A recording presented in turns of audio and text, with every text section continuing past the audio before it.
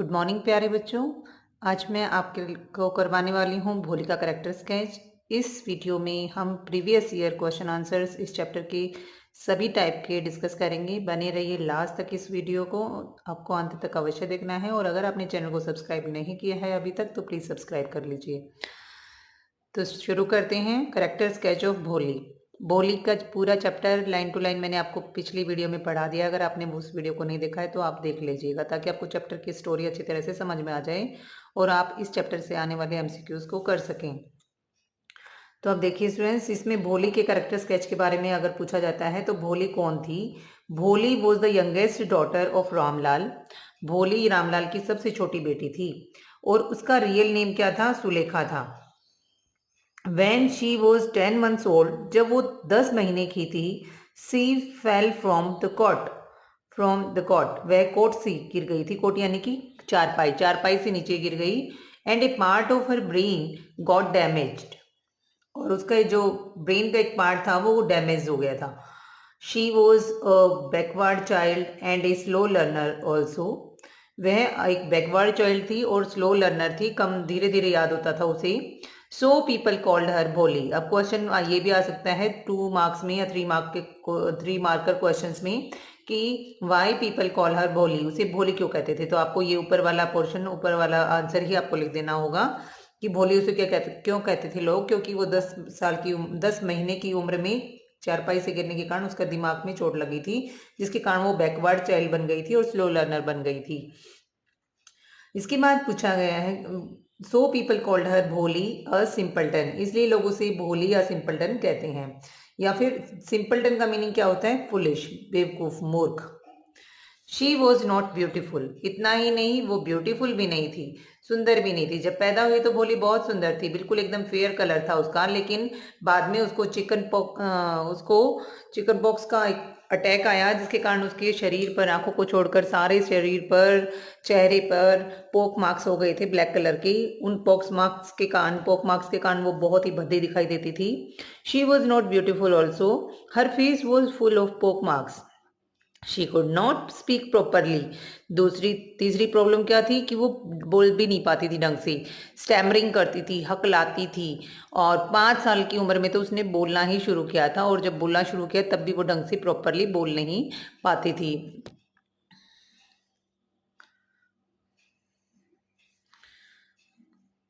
She was not beautiful also, her face was full of pock marks, she could not speak properly, she was neither intelligent nor beautiful. ना तो intelligent थी ना ही beautiful थी। Her father was worried about her future, इसलिए उसके पिताजी उसके future के बारे में, उसकी मैरिज के बारे में काफ़ी चिंतित रहते थे कि क्या होगा इस लड़की का, ये ना तो सुंदर है और ना ही समझदार है। When she was 7 years old, जब वो 7 साल की थी तो उनके स्कूल में एक प्राइमरी स्कूल खुला। When she was 7 years old, she was sent to school. और स्कूल भेजने का रीज़न काफ़ी स्ट्रेंज था। स्कूल में नॉर्मली बच्चों को पढ़ने के लिए भेजा जाता है, लेकिन भोली को इस मकसद से नहीं भेजा गया था। भोली को भेजा गया था क्योंकि उसके फादर रामलाल को तहसीलदार ने कहा था कि अपनी बेटियों को भी स्कूल में भेजो, अपनी बेटी को तुम स्कूल में भेजो, तुम तो खुद एक रेवेन्यू ऑफिशियल हो, सरकार की तरफ से तुम सरकारी कर्मचारी हो, तो तुम्हें गांव वालों के सामने एक एग्जाम्पल रखना चाहिए, स्वयं अपनी बेटी को सबसे पहले दाखिला करवा के। तो अब रामलाल की तीनों बेटियों की शादी हो चुकी थी, भोली लेफ्ट थी और भोली की शादी भी होने की कुछ ज़्यादा उम्मीदें नहीं थी। तो रामलाल और उसकी पत्नी दोनों डिसाइड करते हैं कि चलो भोली को भेज देते हैं, तहसीलदार की बात भी डिसोबे नहीं होगी। तो स्कूल में भेजने का कारण यही था कि वो तहसीलदार को डिसोबे नहीं करना चाहता था। When she was 7 years old, she was sent to school.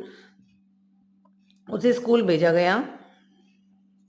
As her father Ramlal had no courage to disobey tehsildar, क्योंकि तहसीलदार ने ऐसा करने के लिए कहा था, और जो रामलाल था उसकी इतनी हिम्मत नहीं थी कि वो तहसीलदार को नो कहे, उसकी नाफरमानी करे। स्कूल में क्या हुआ? इन स्कूल भोली चेंज कम्प्लीटली, धीरे धीरे स्कूल में पढ़ती गई। प्राइमरी स्कूल से फिर वो हाई स्कूल बन गया वही स्कूल। अब हाई स्कूल तक भोली पढ़ती रही उसी में, और पढ़ लिख के वो अब समझदार बन गई थी। She had became a bold, educated and confident girl, और अब वो अच्छी तरह से बोल भी पाती थी, स्टैमरिंग भी खत्म हो चुकी थी। When Visambar demanded 5,000 rupees as dowry. जब दहेज के रूप में विशंबर ने 5,000 रुपये मांगे तो शी डिनाइड और रिफ्यूज। डिनाइड मीन्स इनकार करना ही होता है, उसने इनकार कर दिया टू मैरी, शादी करने से।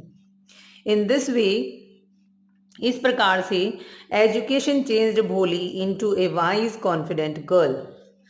जिस लड़की सुलेखा को सब भोली कहते थे, पागल कहते थे, मूर्ख कहते थे, सिंपलटन कहते थे, वह लड़की अब एक वाइज, एक समझदार, बुद्धिमान, कॉन्फिडेंट गर्ल में चेंज हो गई थी। और ये सब कमाल था हमारी एजुकेशन का, उसकी एजुकेशन का, उसकी पढ़ाई का।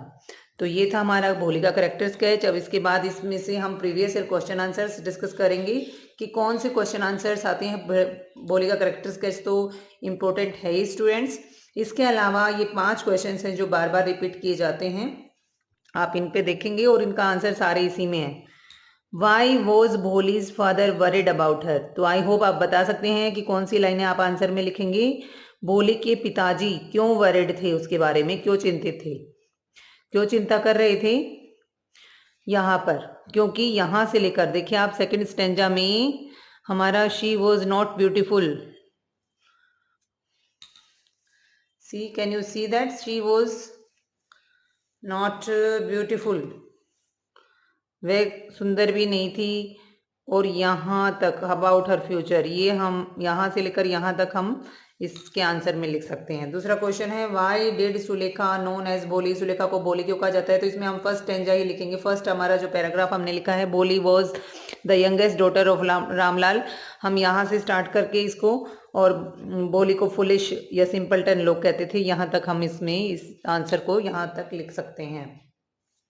आफ्टर दैट है फॉर व्हाट अनयूजुअल रीजन भोली सेंट टू स्कूल। कौन से अजीब से कारणों के कारण भोली को स्कूल भेजा गया, तो हमें पता है थर्ड पैराग्राफ में मैंने इसका आंसर दिया है कि 7 साल की उम्र में when she was 7 years old she was sent to school, उसे स्कूल भेजा गया यहाँ से लेकर। और क्यों भेजा गया, क्योंकि उस तहसीलदार को डिसोबे उसके फादर नहीं करना चाहते थे।